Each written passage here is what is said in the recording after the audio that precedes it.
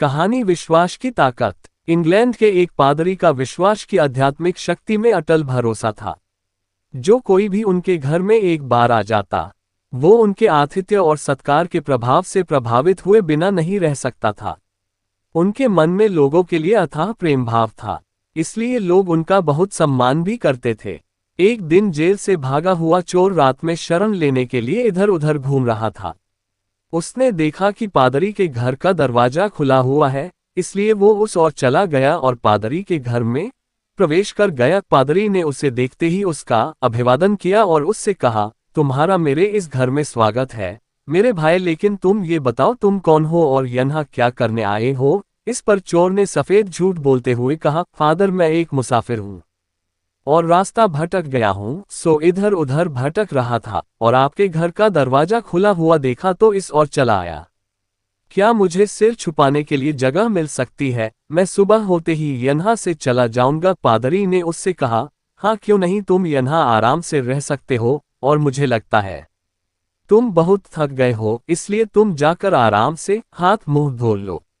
मैं तुम्हारे सोने और खाने का प्रबंध करता हूँ। इस पर चोर पादरी का आभार व्यक्त करते हुए स्नानघर की ओर बढ़ गया और इतने में पादरी ने उसके खाने और सोने की व्यवस्था कर दी।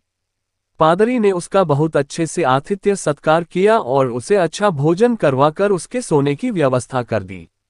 रात को सभी के सो जाने के बाद चोर के मन में चोरी की इच्छा जागृत हुई और उसने पादरी के घर से सोने के 2 दीपदान चुराकर वहां से निकल भागा।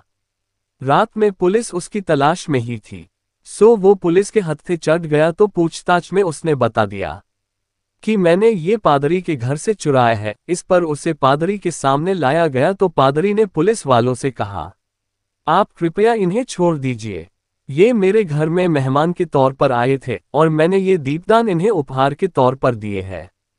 इस बात से चोर की आंखें खुल गई और उसे अपनी भूल का एहसास होने लगा।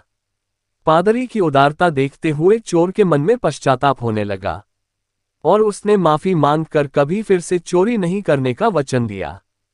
और उस चोर ने लोगों से कहा कि हमें कभी भी चोरी नहीं करनी चाहिए, चोरी करना बहुत बड़ा पाप होता है। हमारी कहानी यही समाप्त होती है। कहानी सुनने के लिए बहुत बहुत धन्यवाद। अपने मन के भाव नीचे कमेंट्स बॉक्स में जरूर लिखें और वीडियो को लाइक और मित्रों के साथ शेयर अवश्य करें। और यदि आपने हमारा चैनल अभी तक सब्सक्राइब नहीं किया है तो चैनल को सब्सक्राइब जरूर करें। आपका दिन शुभ हो और फिर मिलते हैं एक नई कहानी के साथ। धन्यवाद।